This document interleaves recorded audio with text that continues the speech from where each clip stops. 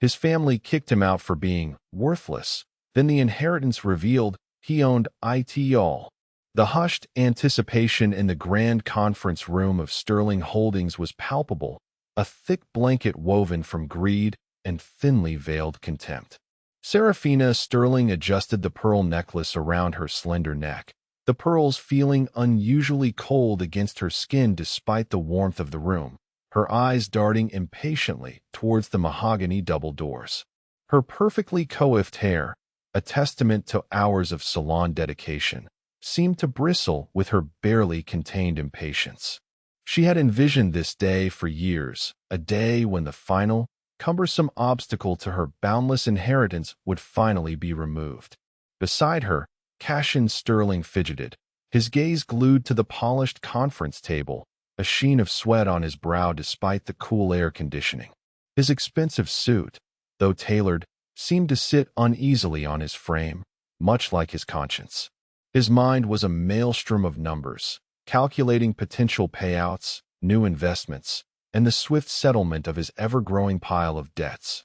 Their spouses, Julian and Fiona, equally uncomfortable, shifted in their plush chairs, each silently calculating the impending redistribution of wealth, their eyes occasionally meeting in conspiratorial glances that spoke volumes of their shared avarice. The moment of reckoning had arrived, or so they believed, convinced that the passing of Elias Sterling had finally cleared the path to their gilded futures. Suddenly, the heavy doors creaked open and a figure shuffled in. It was not the formidable lawyer, Mr. Blackwood, whom they expected, the man who held the keys to their impending fortunes, but an old man. He was disheveled, his ill-fitting suit rumpled, the fabric stained in places, hinting at a life of neglect. His white hair, once meticulously styled, was now a chaotic halo around a face etched with countless wrinkles, each crease a testament to a life lived, though not one they cared to acknowledge. His eyes, though, held a peculiar glint, a spark of knowing amusement that seemed entirely out of place for someone so frail and seemingly lost. Serafina let out an exasperated sigh, a sound of pure disdain, her perfectly painted lips twisting into a sneer. "Oh, for heaven's sake," she muttered, her voice sharp enough to cut through the tension, a blade of annoyance aimed directly at the shuffling figure. "Not him again. Didn't we make it clear he wasn't welcome? Security should have been more diligent." Cassian merely grunted, waving a dismissive hand, as if swatting away a bothersome fly. The sight of the old man filled him with a familiar surge of irritation and a sense of encroaching dread, a persistent reminder of the inconvenient burden his father had become in his final years. "Someone call security. We don't have time for this charade. Not today. This is a serious matter, a legal proceeding." The old man, however, ignored their protests.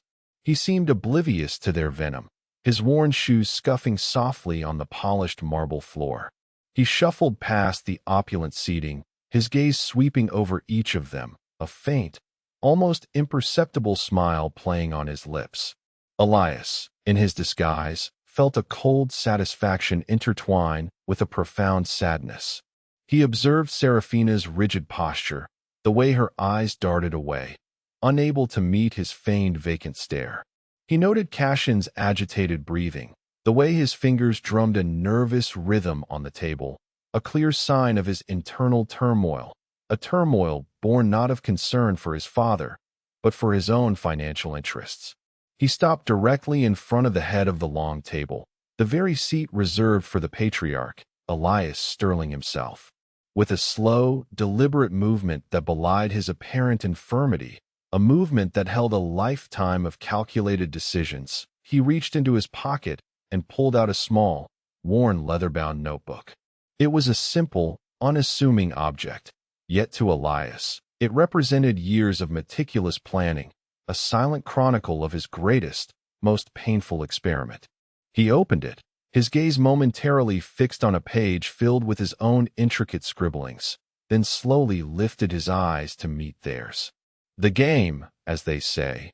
The old man's voice, though raspy, carried an unexpected resonance, a deep timbre that pricked at the edges of their memory, like a half-forgotten melody, is over.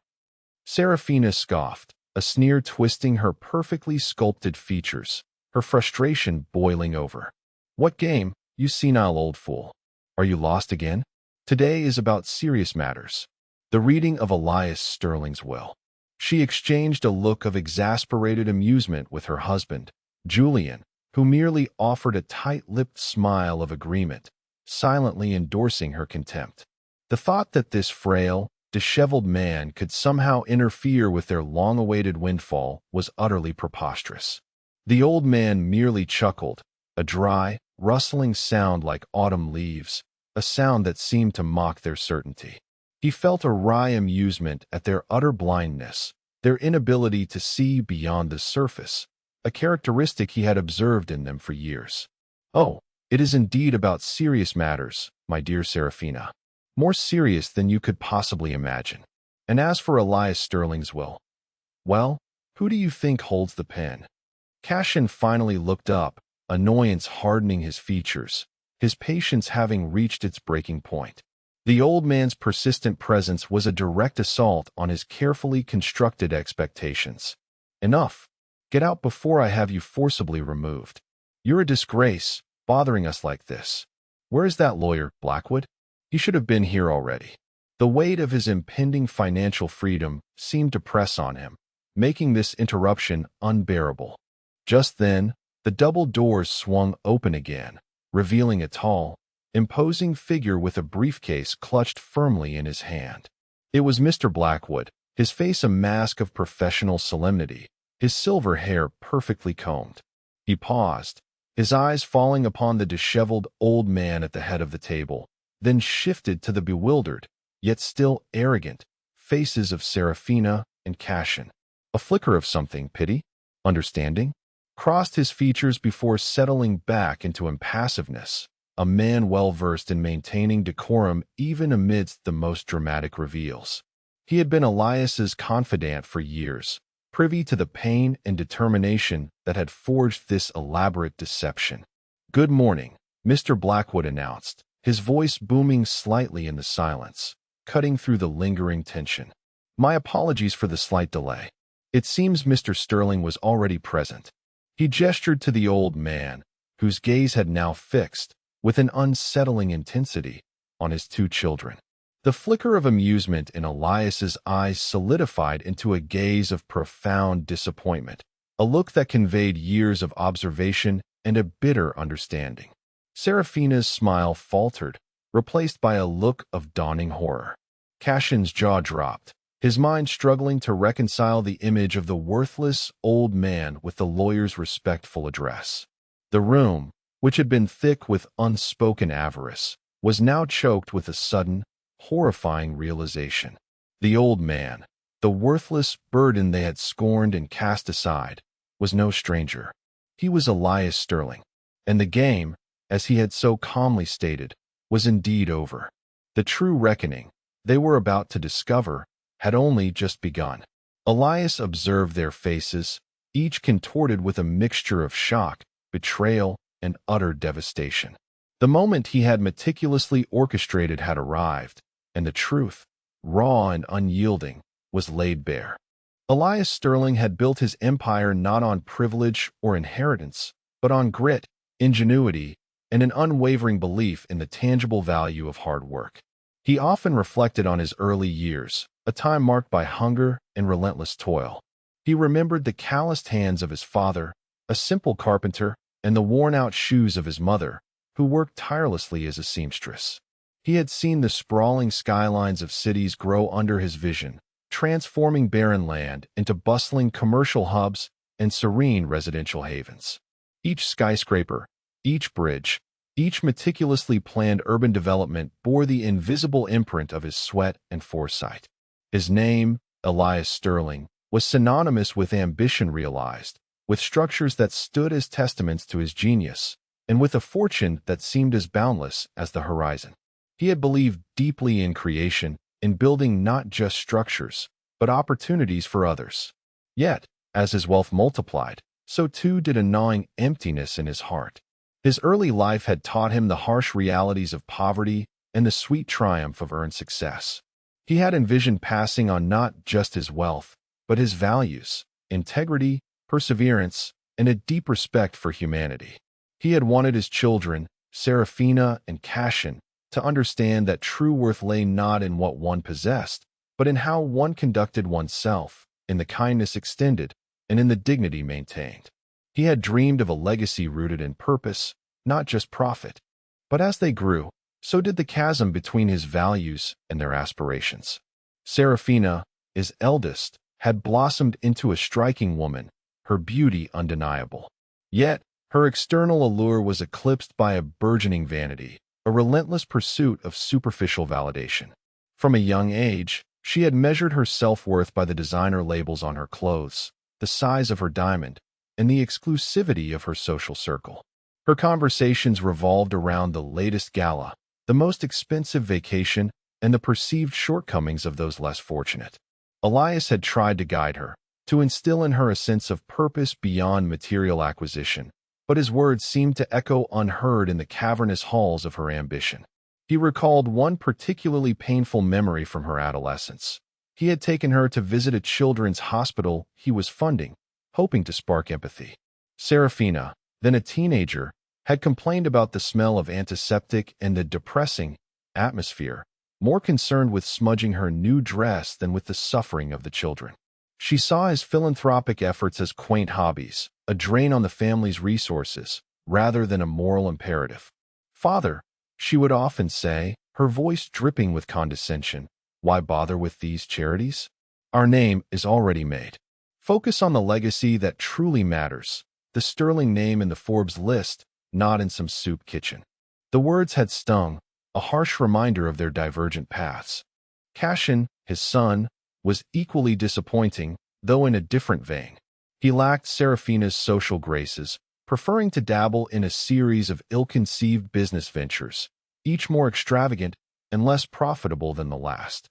He saw his father's vast fortune not as a tool for creation or contribution, but as an endless wellspring from which he could draw to fund his latest, doomed enterprise.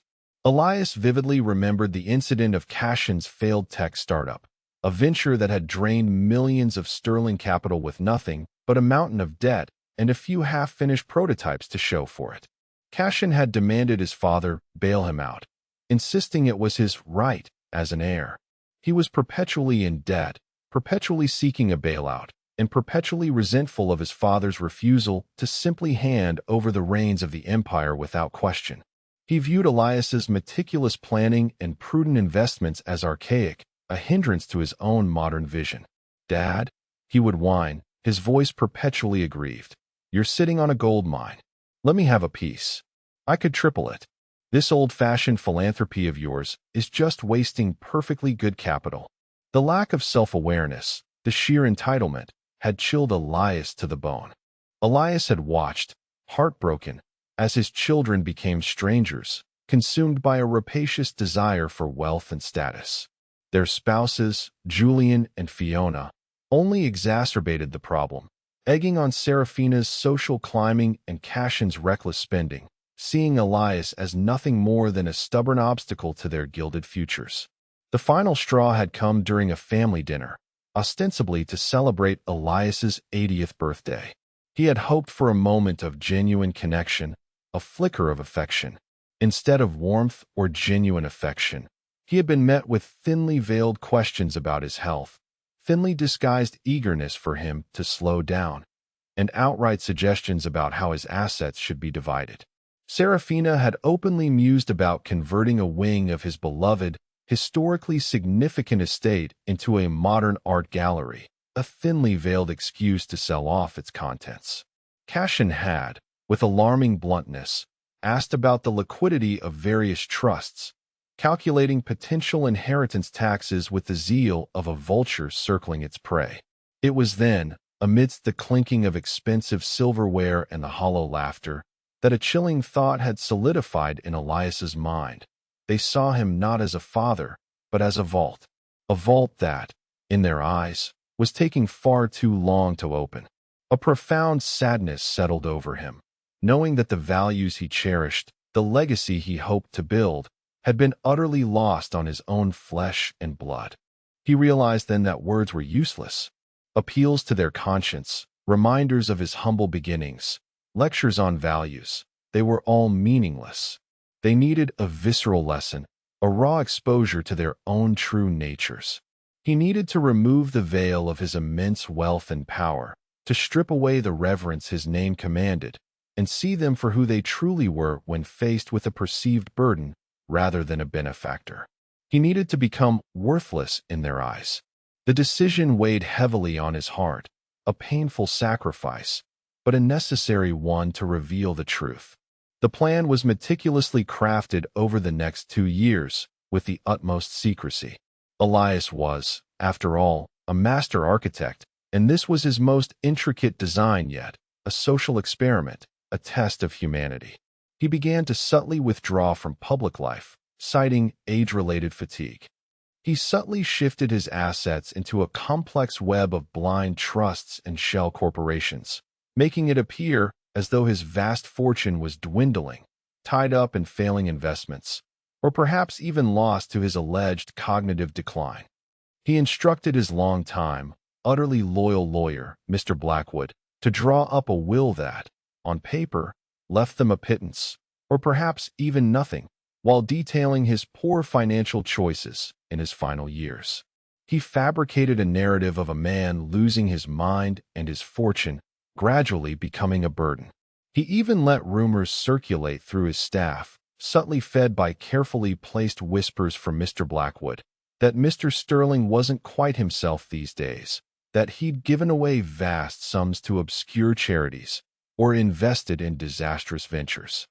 These whispers, carefully planted, had taken root, preparing the ground for his ultimate deception. Then came the physical transformation.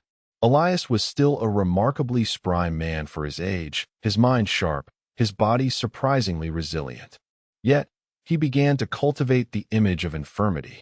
He acquired ill-fitting, slightly stained clothes from charity shops, discarding his bespoke suits that had defined his public image. He let his perfectly coiffed hair grow wild and unkempt, adding to the illusion of neglect. He developed a slight, deliberate tremor in his hands and a shuffling gait, practicing for hours in the privacy of his study until the movements felt natural. He practiced a vacant stare, a wandering attention span, and a tendency to ramble about nonsensical topics, all meticulously designed to paint the picture of a man succumbing to dementia and poverty. He even set up a small, unassuming apartment in a less affluent part of the city, a place he could retreat to and live his poor man persona, away from the prying eyes of his usual circles. He had tested his disguise several times, once even visiting a local pawn shop, offering a seemingly valuable antique at a ridiculously low price, only to be dismissed as a confused old man who didn't know the worth of his own possessions. The experience had solidified his resolve. His final act before fully committing to the disguise was to arrange for the disappearance of Elias Sterling, the powerful mogul. He let it be known that he was going on an extended, solitary retreat for his health, a period of quiet reflection. His children, predictably, were more concerned about the implications for their inheritance than for his well-being. They saw it as an opportunity, a sign that the vault was finally ready to be cracked open. He overheard snippets of their conversations, relayed by loyal staff, about how they could finally move things along without his interference. The words had stung, but reinforced his conviction. Now, Elias Sterling, the titan of industry, was gone. In his place was Old Man Elias, a seemingly destitute, confused relic. He would observe them from the shadows, a ghost in his own life, a living testament to the truth of their character. He would see if, stripped of his wealth and power, he still held any value in their eyes. He would see if, when presented with a worthless burden, their true colors would finally shine through. And he was prepared for the ugly truth, for the lesson he was about to teach, even if it broke his own heart in the process. The weight of his decision was immense, a calculated gamble on the last vestiges of hope for his family. The test began subtly, then escalated into a relentless barrage of humiliation. Elias, in his carefully cultivated disguise, first appeared at his former estate, a grand manor that Serafina had by then all but claimed as her own, filling its venerable rooms with modern, impersonal art and discarding his treasured heirlooms. He shuffled up the long driveway, a decrepit figure against the backdrop of manicured lawns and towering oaks, the sheer opulence a stark contrast to his own appearance, and rang the doorbell. It was Serafina who answered, her eyes widening in disbelief, then narrowing in disgust, as if confronted by something vile and infectious. "You!" she shrieked, her perfectly manicured hand flying to her chest, a gesture of profound shock and revulsion. "What are you doing here? How did you even get past security? This is an outrage." Her voice was laced with a venomous combination of fear and anger, the fear of public embarrassment outweighing any familial sentiment. Elias, playing his part with chilling precision, blinked slowly, a vacant look in his eyes, feigning utter bewilderment. "My home," he mumbled, his voice wavering slightly, a convincing tremor of age and confusion. I seem to have lost my way. This is where I live, isn't it? The grand house, with the fountain." He gestured vaguely towards the ornate fountain that had been a gift from his late wife, a cherished memory now desecrated by her disdain. Serafina's face contorted with a mixture of anger and revulsion. "Your home? Don't be ridiculous. This is my home now. You were relocated. For your own good, father. You know, to that nice, quiet place where you'd be cared for."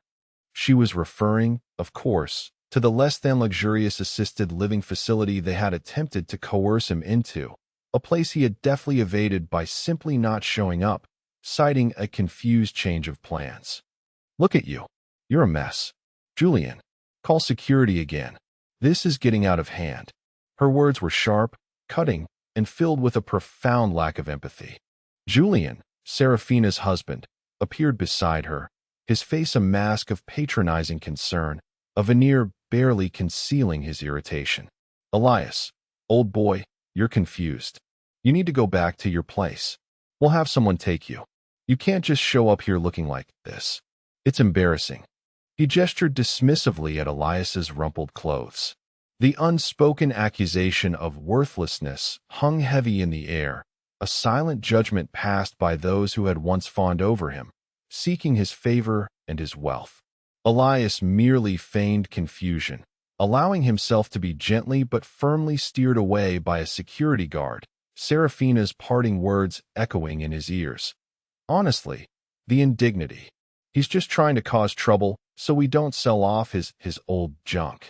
The old junk was, of course, a priceless collection of art and antiques that Elias had amassed over decades, each piece holding a cherished memory, a connection to history, a testament to his own refined taste and meticulous eye.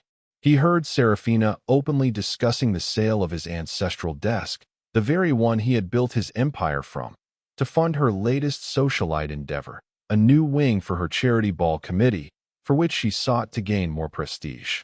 The irony was not lost on Elias. He merely filed it away, another data point in his carefully observed experiment, another confirmation of their utter detachment from anything beyond material gain. A few days later, Elias, still in his guise, found himself at the Sterling Foundation, the philanthropic arm he had founded decades ago to give back to the community, to foster genuine societal improvement, not just grand gestures. He had designed it to embody the very values his children lacked: compassion, selflessness, and a genuine desire to uplift others. He entered the bustling, yet somewhat sterile, reception area, playing the part of a confused old man seeking assistance. The receptionist, a young woman with a harried expression, barely looked up from her computer screen. "Can I help you, sir?" she asked, her tone flat, her gaze fixed on the glowing monitor. Yes," Elias mumbled, adopting a slightly higher, more reedy voice, one that suggested frailty and uncertainty. I'm looking for someone. Elias Sterling. He owns this place, doesn't he? A good man. I hear he helps people." He watched her carefully, noting her dismissive posture. The receptionist sighed, clearly accustomed to such encounters. a weary sigh that bespoke of countless similar interactions. "Mr. Sterling hasn't been here in ages, sir. He's indisposed. What do you need help with?" Her voice held a hint of impatience, a subtle signal that her time was valuable, unlike his. Before Elias could answer, a young woman emerged from an inner office, carrying a stack of files that seemed almost too heavy for her slender frame.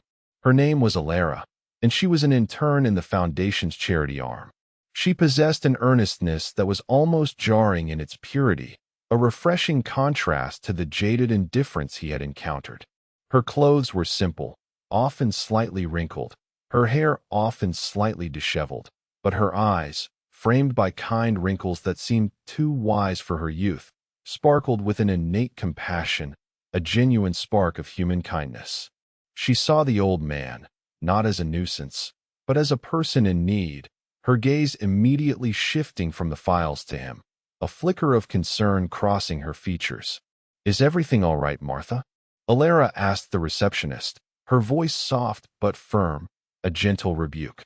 Then her gaze fell upon Elias, and her expression softened further. "Sir, are you lost?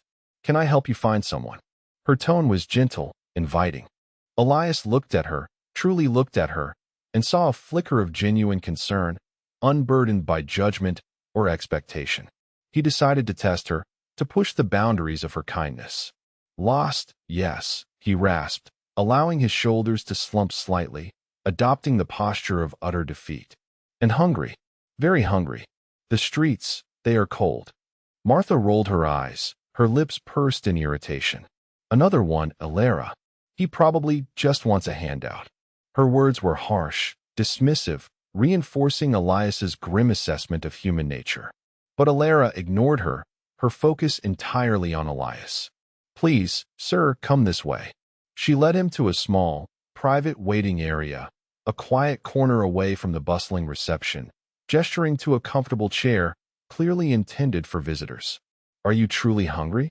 We don't typically provide meals here, but I have my lunch with me. It's not much, just a sandwich and an apple, but you're welcome to it." Her sincerity was unmistakable, a beacon in the cold indifference. Elias watched, fascinated, as she opened her modest lunch bag, its contents humble yet offered with such generosity.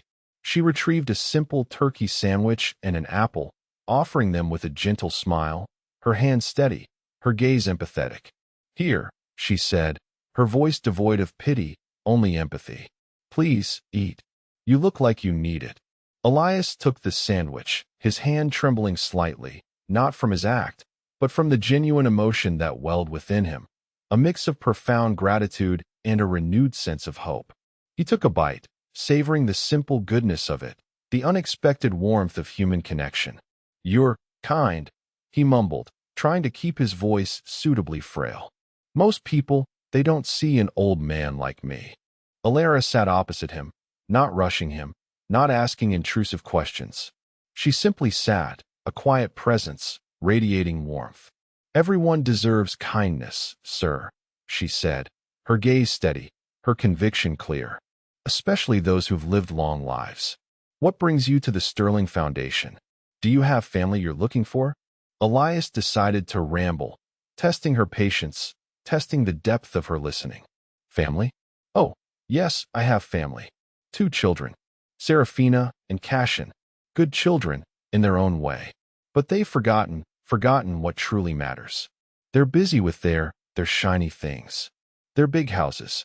They don't have time for an old man who tells stories of old buildings and dreams." He watched her closely. Most people would have tuned him out or offered a superficial platitude, eager to move on. But Alara listened. She leaned forward, her expression genuinely engaged, her eyes reflecting true interest. "Dreams are important, sir," she said. "And old buildings have stories to tell." "What kind of stories?" Elias, momentarily forgetting his act, found himself weaving tales of his architectural triumphs, of the challenges overcome, the satisfaction of creating something lasting. He spoke of the foundations of buildings, and, metaphorically, the foundations of character. He spoke of the intricate designs of his early skyscrapers, the clever engineering solutions, the sheer joy of seeing steel and glass rise to meet the sky. He spoke of his vision for the Sterling Foundation, a vision that, to his dismay, his children seemed to have abandoned in their pursuit of profit, transforming it into a mere tax shelter. Alara listened with rapt attention, occasionally asking a thoughtful question, her eyes bright with interest, truly absorbing his words. She even shared a small, personal anecdote about her own struggles, about how she was working 2 jobs to pay for her studies and support her ailing grandmother, yet still found time to volunteer at the foundation because she believed in its mission, in the inherent goodness it represented. She saw the foundation as a beacon of hope, a place that, despite its old-fashioned founder, truly made a difference in people's lives. This was a stark contrast to his children, who only saw the foundation's vast endowment as a potential personal piggy bank, a financial resource to be plundered. Later that week, Elias witnessed another, far more chilling, display of his children's true colors. He intentionally wandered into a high-end restaurant where Serafina and Cashin were having lunch with their spouses, Julian and Fiona, their laughter echoing a sense of carefree indulgence. He approached their table, feigning acute confusion. "Serafina? Cashin? Is that you?" he called out, his voice a little louder than necessary, drawing stares from other diners, including the sympathetic waitstaff. Serafina nearly choked on her smoked salmon, her fork clattering onto her plate. "Father, what in God's name are you doing here? You're making a scene." Her voice was a low, furious hiss, her face crimson with embarrassment, her socialite composure crumbling under the unwelcome intrusion. Julian quickly tried to create a physical barrier between Elias and the table, offering a strained, apologetic smile to their curious neighbors. Cashin, ever the pragmatist, leaned in, his voice tight with barely suppressed anger. "Look, old man, we told you this isn't working. You're a liability. We've already had calls from the bank about your erratic behavior with your accounts. It's making it difficult to access our inheritance." The sheer audacity of his words, blaming Elias for his own carefully orchestrated financial woes, was breathtaking. The nerve, the self-absorption, it was a bitter pill for Elias to swallow, yet it confirmed his every suspicion. "We need to get you into a proper facility, somewhere where you won't cause any more trouble." Elias pretended not to fully grasp the severity of their words, his eyes wide with feigned innocence. "Facility? But this is a lovely restaurant. Do they have the steak frites? Your mother always loved the steak frites." He purposefully invoked his late wife, a figure they rarely mentioned unless it served their own narrative. Serafina slammed her hand on the table, making the cutlery jump, her fury finally erupting. "There will be no steak frites. You are a burden, Father. A complete and utter burden. We've had to put our lives on hold because of your decline. We can't even sell off the old manor properly because you keep showing up and confusing prospective buyers with your nonsense." She lowered her voice conspiratorially, but Elias, whose hearing was still perfectly sharp, caught every venomous word. "He's practically worthless, isn't he? Just a shell of his former self. We need to petition the courts for full control of his remaining assets before he gives them all away to some stray cat or charity. Honestly, Cashin, we should have just had him institutionalized months ago. It would have saved us so much trouble." Cashin nodded grimly, his expression cold and calculating. "I agree. And the foundation, it's a drain. All that money just sitting there. We could liquidate half of it, and no one would even notice. He's already given away so much. We're going to be left with scraps if we're not careful." His words were a direct assault on Elias's most cherished legacy, confirming his worst fears about their intentions for the foundation. Elias listened, his heart aching with a profound sadness, a deep disappointment in the children he had raised, but also with a grim satisfaction. The mask was off. The truth was laid bare. They saw him as nothing more than an impediment, a nuisance, a bag of bones standing between them and the sterling fortune. He allowed himself to be escorted out by the restaurant manager, a quiet, almost imperceptible nod of thanks given to the sympathetic waiter who had offered him a glass of water, a small act of kindness in a sea of callousness. The contrast between his children's rapacious greed and Alara's unassuming kindness became sharper with each passing day. Elias found himself visiting the foundation more often, always in his disguise, always seeking out Alara. He would sit in her office, a small, cluttered space filled with stacks of paperwork for various aid programs, a place teeming with genuine purpose, and tell her his rambling stories. He would describe, in vivid detail, the intricacies of a bridge he had designed, the challenges of a skyscraper's foundation, the beauty of a garden he had landscaped, subtly embedding lessons within his seemingly disjointed narratives. He would subtly infuse these tales with lessons on integrity, on the importance of building something that lasts, not just for oneself, but for the community, for future generations. Alara absorbed it all, not as the confused ramblings of an old man, but as the wisdom of a life well lived, a treasure trove of experience. She would offer him a cup of instant coffee, the warmth of her smile more comforting than any expensive brew. One afternoon, as he spoke of the challenges of securing funding for a new community center he had once envisioned, a project his children had dismissed as unprofitable, Alara, oblivious to his true identity, suddenly chimed in. "You know, sir," she said, her brow furrowed in thought, her eyes alight with genuine concern for the Foundation's mission. "I've been trying to figure out how to get more visibility for some of our smaller, local initiatives. The Foundation's current board, they're so focused on big, flashy projects. But the real impact, the one that changes lives, is in the small acts of kindness, in truly understanding what people need on the ground. Your stories, they make me think about the true foundation of things, not just the money. Maybe we need to shift our focus, go back to the original vision."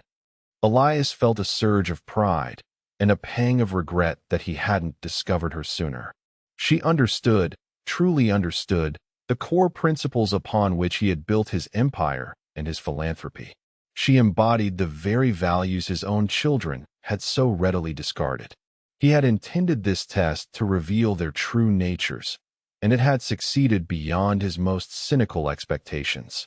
His children saw only the shadow of a man, a worthless husk. Alara saw a human being, full of stories, wisdom, and a profound need for connection. The contrast was damning, and the lesson, he knew, would be profound. The time for the reveal was approaching. The day of the will reading arrived, cloaked in a deceptive sense of triumph for Serafina and Cashin. They had spent weeks, no, months, preparing for this moment, imagining the deluge of wealth that would finally be theirs. They had managed to convince a judge, through carefully selected evidence of Elias's supposed cognitive decline, a collection of doctored medical reports and selective anecdotes, to grant them temporary conservatorship over some of his more liquid assets, which they had promptly used to pay off pressing debts and fund a few extravagant purchases. Serafina had bought a new sports car, Cashin a luxury yacht he could ill afford. They walked into the conference room at Sterling Holdings, their heads held high, a predatory glint in their eyes, their very posture radiating avarice. They barely noticed the disheveled old man already seated at the head of the table, their minds fixed on the millions they were about to inherit, their future filled with visions of untold opulence. Mr. Blackwood, Elias Sterling's longtime attorney, cleared his throat, his gaze sweeping over the expectant faces of Serafina, Cashin, and their spouses. His eyes lingered for a fraction of a second on the old man, a knowing, almost sympathetic glint there, a silent acknowledgement of the elaborate charade that was about to unfold. "Thank you all for coming," he began, his voice resonating with professional gravity, filling the silent room. "We are here today for the formal reading of the last will and testament of Elias Sterling." Serafina leaned forward, a greedy smile touching her lips, barely contained excitement bubbling beneath her poised exterior. Finally, she whispered to Julian, who squeezed her hand in anticipation, a silent pact of shared victory. Cashin shifted impatiently, his eyes already calculating his projected net worth, imagining the swift resolution of his financial woes. Mr. Blackwood opened a thick, leather-bound folder. "Before I read the official document, I have been instructed by Mr. Sterling to play a short video message. He specifically requested that this be viewed by all parties present before any legal documents are disclosed. A large screen descended from the ceiling with a soft whir, and a projector whirred to life. The Sterling siblings exchanged annoyed glances, their anticipation turning to irritation. More of his rambling, I suppose, Serafina muttered under her breath, a condescending smirk on her face. He probably forgot to mention a trust for his prize-winning petunias.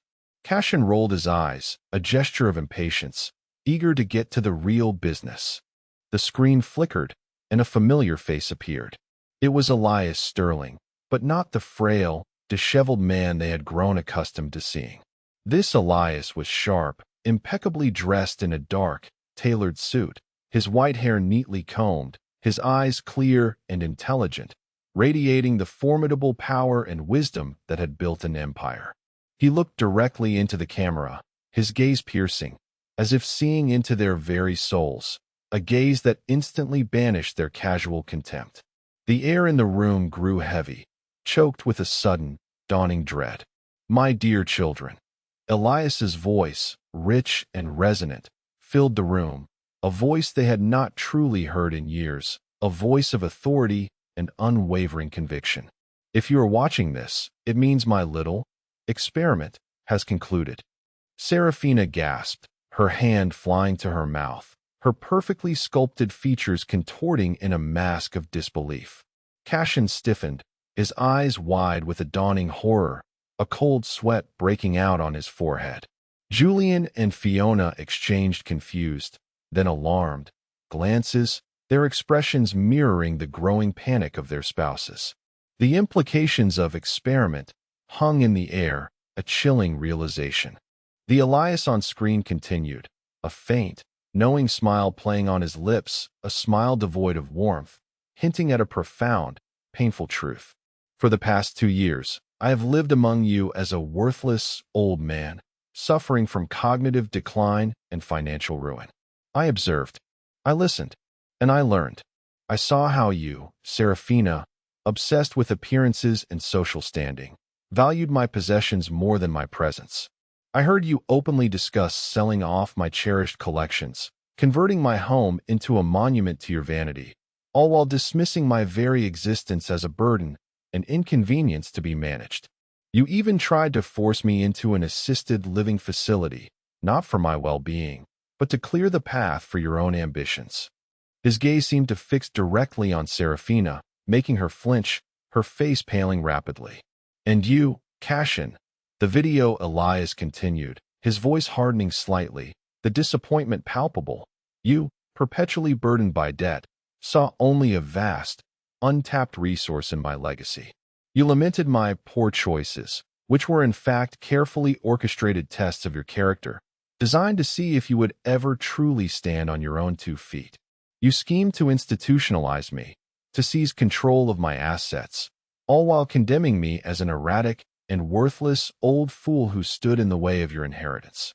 You even attempted to drain the Foundation's endowment, believing it to be a limitless personal piggy bank, a testament to your utter disregard for its true purpose."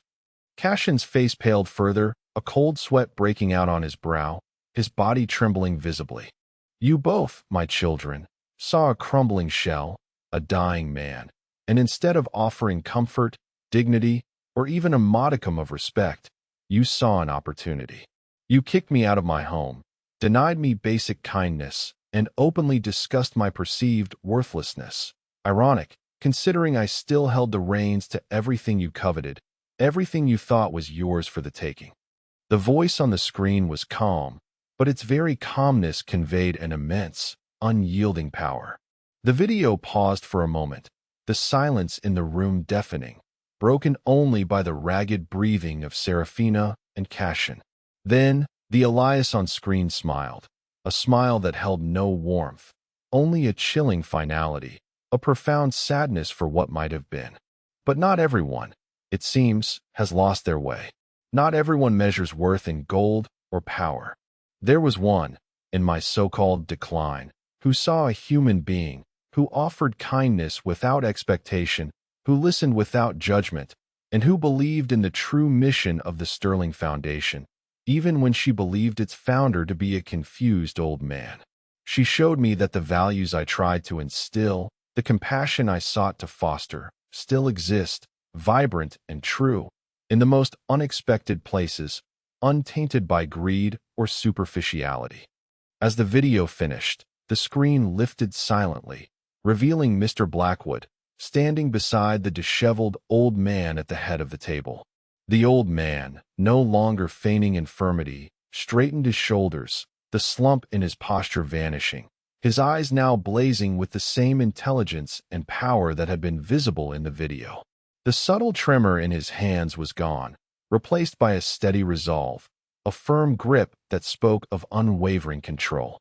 The vacant stare was replaced by a piercing, knowing gaze that held them all captive, a gaze that stripped them bare, exposing their true selves.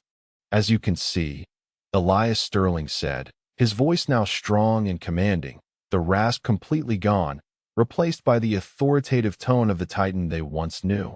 "My faculties are perfectly intact.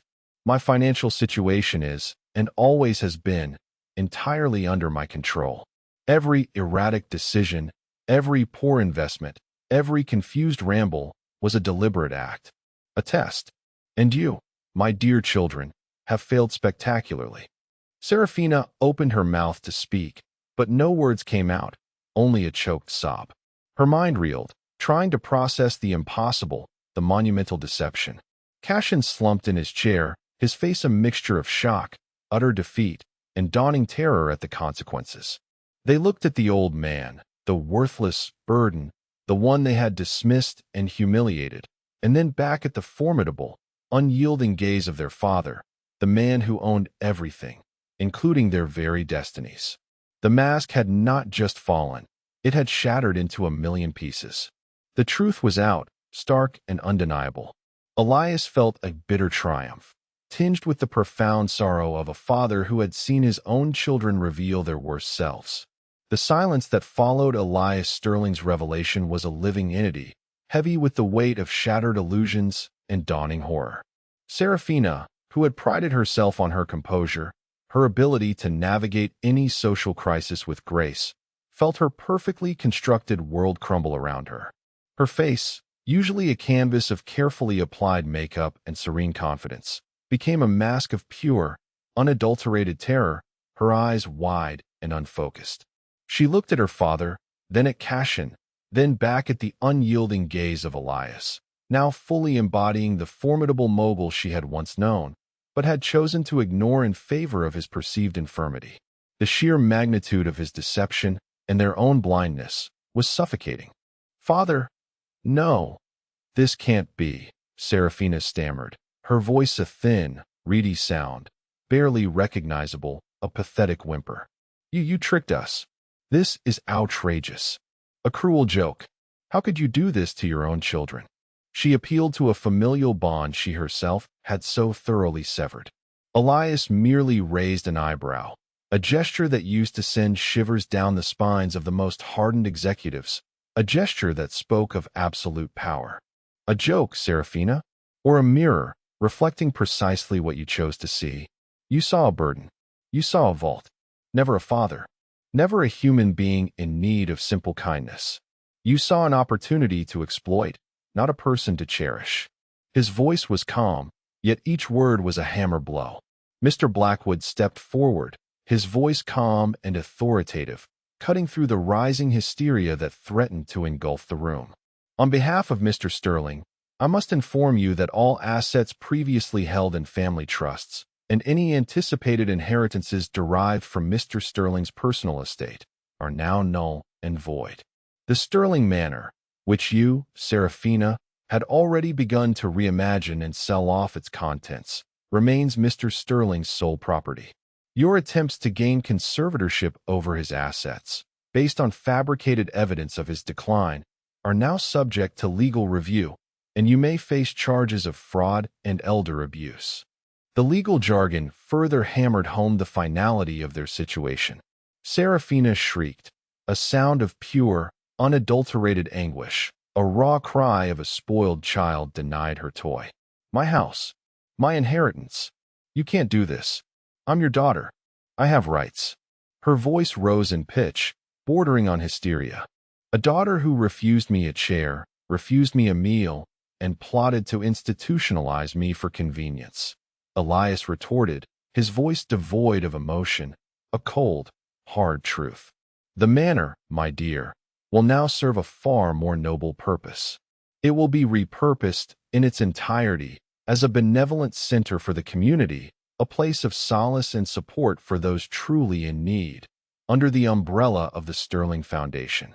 A legacy of compassion, not vanity, will reside within those walls. He felt a pang of his own pain at this, knowing the manor held countless memories, but the new purpose brought a profound sense of rightness. Cashin, meanwhile, was experiencing his own personal hell. His face was ashen, his body trembling, his carefully constructed facade of entrepreneurial success shattering around him. But my business, my debts, I was counting on that money, Father. You can't leave me with nothing. His voice was desperate, pleading, a stark contrast to his usual arrogant tone. Nothing. Elias's voice was sharp, cutting through Cashin's lament. You have your health, your intellect, and the opportunity to rebuild. Something I did myself, with far less. But you chose to squander every opportunity, every advantage, always looking for a handout, always blaming others for your failures. The funds you borrowed from my accounts under false pretenses have been repaid from my personal reserves, but you will find your business ventures, which were already teetering on the brink of collapse, now completely without backing from Sterling Holdings. Furthermore, your directorships within any Sterling subsidiaries are hereby terminated, effective immediately. Every connection, every safety net I inadvertently provided, is now severed. Cashin collapsed back into his chair, utterly defeated. His entrepreneurial dreams, built on a foundation of entitlement and his father's wealth, crumbled around him. The weight of his debts, previously offset by the promise of inheritance, now crushed him entirely. Julian and Fiona, who had been silently hoping to salvage something for themselves through their spouses, found their own prospects evaporating. Their comfortable, parasitic lives, fueled by the expectation of Elias's wealth, were now exposed as hollow and unsustainable. Seraphina's social standing would plummet, her carefully cultivated image of wealth and influence dissolving into public ridicule. Cashin's already fragile business empire would collapse entirely, leaving him facing bankruptcy. Their entire identities, intertwined with the Sterling name and fortune, had been ripped away. They had lost not just money, but their very sense of self, revealed as empty vessels without the inherited wealth they had so cravenly pursued. The worthless man they had scorned had stripped them of everything they valued, everything they believed defined them. Elias watched them, a profound sorrow for their lost potential, but no regret for the lesson he had imparted. Meanwhile, miles away, in the modest office of the Sterling Foundation, Alara was engrossed in her work, meticulously reviewing grant applications, unaware of the dramatic events unfolding. A soft knock at her door startled her, pulling her from her concentration. Mr. Blackwood stood there, a small, genuine smile on his usually stern face, a warmth Elias had rarely seen him display in public. Alara, I have some news for you, he said, his voice unusually gentle, a stark contrast to the formality he usually employed. Elias Sterling would like to see you. Immediately. Alara's brow furrowed, a flicker of concern crossing her features. Mr. Sterling? But he's unwell, isn't he? And he's on his retreat. Is something wrong? Has something happened to him? Her genuine concern for the old man she knew as poor Elias was evident in her voice, a purity of heart Elias had deeply admired. Mr. Blackwood simply smiled, a knowing glint in his eye. Please, just come with me. It's important, and I assure you, Mr. Sterling is quite well. Confused but compliant, Alara grabbed her simple jacket and followed him to a sleek, black limousine waiting outside. She had never been in such a luxurious vehicle, its interior gleaming. She felt a sense of awe mixed with apprehension as they drove to the Sterling Holdings building, a monolithic structure she had only ever seen from afar, a symbol of immense power. As she stepped out, she was ushered into the very conference room where the Sterling family was still reeling from the shock, their faces etched with despair. Her eyes fell first on Serafina and Cassian, looking utterly devastated, their usual arrogance replaced by utter defeat. Then, her gaze shifted to the man standing at the head of the table. Her breath caught in her throat, a wave of disbelief washing over her. It was Elias Sterling, the formidable architect whose name adorned the building, the old-fashioned founder of the foundation. But it was also Old Man Elias, the one she had shared her lunch with, the one whose rambling stories she had listened to with such genuine interest. He was no longer disheveled. His hair was neatly combed, his suit perfectly tailored, but his eyes held the same warmth, the same profound wisdom she had grown to admire, now shining with an undeniable brilliance. "Alara," Elias said, his voice clear and strong, without a hint of infirmity, resonating with authority and kindness. "Thank you for coming." He watched her face, the shift from confusion to dawning understanding, and felt a quiet satisfaction. Alara was speechless, her mind racing to comprehend the impossible truth, the pieces of the puzzle clicking into place with a staggering realization. "Mr. Sterling, you but—" Elias smiled, a genuine, warm smile that reached his eyes, a smile of profound relief and gratitude. "There is much to explain, my dear. But first, let me tell you that you are the only person who passed my test. You saw not a fortune, not a burden, but a human being. You offered kindness when others offered disdain. You listened when others scoffed. You believed in the true mission of the Sterling Foundation, even when you believed its founder to be a confused old man. You embodied the very spirit of what I envisioned the Sterling Foundation to be, a place of genuine compassion and true service." He then gestured to Mr. Blackwood, who handed Alara a document, its legal terms momentarily blurring before her eyes. "Effective immediately, Alara, you are hereby appointed the new executive director of the Sterling Foundation, with full authority, full resources, and a mandate to return the foundation to its original mission of true, grassroots community support, focusing on the small, impactful acts of kindness you so rightly championed. Furthermore," Elias continued, his gaze unwavering, his voice full of conviction, "the Sterling Manor, my beloved home, will be transferred into the Foundation's name, to be converted into a state-of-the-art community center with a significant endowment to ensure its perpetual operation. You will oversee its transformation, and you will live on its grounds, if you so choose, to ensure its legacy. This is not just a job, Alara. It is a trust, a legacy built on genuine compassion, and it is entirely yours to shape, to nurture, and to grow." Alara stood there, clutching the document, tears welling in her eyes, blurring the faces of the stunned Sterling family. It was more than she could ever have dreamed of. A home, a purpose, the means to truly make a difference in the world. The world spun around her, a dizzying mix of disbelief, gratitude, and overwhelming responsibility. She, a struggling intern, had been given a kingdom, not through inheritance or cunning, but through the simple, unwavering power of her own inherent kindness. The reward was as immense as the punishment meted out to the undeserving, a testament to the profound irony of a test where true wealth was not measured in gold, but in the generosity of the human spirit. Elias felt a deep peace settle within him, knowing his legacy was safe and in truly worthy hands. Months later, the Sterling Manor had indeed begun its transformation. What was once Serafina's personal stage for ostentatious displays of wealth was now a bustling hub of community activity, a place where people found solace, education, and genuine support. Its grand halls, once echoing with superficial laughter and the clinking of champagne glasses, now resonated with the sounds of children learning in new classrooms, seniors connecting in lively social groups, and aspiring artists creating in vibrant workshops. The sprawling gardens, once merely for show, now bloomed with a community vegetable patch and a peaceful meditation garden accessible to all. Alara, now the confident and visionary executive director of the Sterling Foundation, moved through the manor with a quiet grace, her eyes still sparkling with the same kindness, but now imbued with a formidable sense of purpose and authority. She had embraced her new role with humility and fierce dedication, proving Elias's faith in her was not misplaced.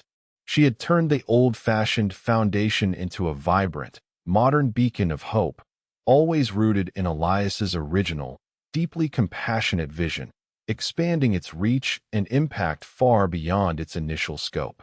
Elias Sterling, now free from his charade and the crushing weight of his children's avarice, lived peacefully in a quiet wing of the newly renamed Sterling Community Center. He found immense satisfaction in observing Alara's work, witnessing the blossoming of his true legacy. He was still the reclusive architect, but his reclusiveness was now born of contentment, not disillusionment, a quiet joy in seeing his life's work truly serving its purpose. He occasionally offered Alara advice, his wisdom honed by decades of experience, guiding her gently when she sought his counsel, but mostly, he just watched, a silent guardian of the legacy he had finally placed in truly worthy hands. He found a profound peace in the knowledge that his life's work would genuinely benefit others, rather than be squandered by those who valued only its monetary worth. Serafina and Cassian, stripped of their inheritance and their social standing, found themselves adrift in a world they had never truly learned to navigate without their father's wealth. Serafina's designer clothes still hung in her closet, but they mocked her with their emptiness, symbols of a life she could no longer afford. Her social circle quickly evaporated, replaced by the cold reality of unpaid bills and dwindling resources. She was forced to confront the harsh truth that her identity had been entirely constructed on borrowed affluence, a fragile illusion that had shattered. She tried to find work, but her lack of practical skills and her reputation for entitlement quickly became apparent, leaving her floundering. Cassian's businesses collapsed, as predicted, leaving him burdened by insurmountable debt and a reputation for recklessness that preceded him. He tried to start anew, but no one would invest in him, no one would trust him. They were forced to sell their homes, their cars, their luxuries, and live lives of genuine struggle, a stark contrast to the effortless opulence they had once expected. They blamed each other, their marriages crumbling under the weight of their shared failure and resentment. The irony was bitter. They had called Elias worthless while he feigned poverty, and in the end, it was they who found themselves truly stripped of value, their lives hollowed out by their own greed and lack of integrity. Elias often reflected on the profound lesson of his grand experiment. He had sought to prove that character reveals itself not in the light of prosperity, but in the shadows of perceived adversity. He had found that true worth was not inherited or accumulated, but cultivated through empathy, respect, and unconditional kindness.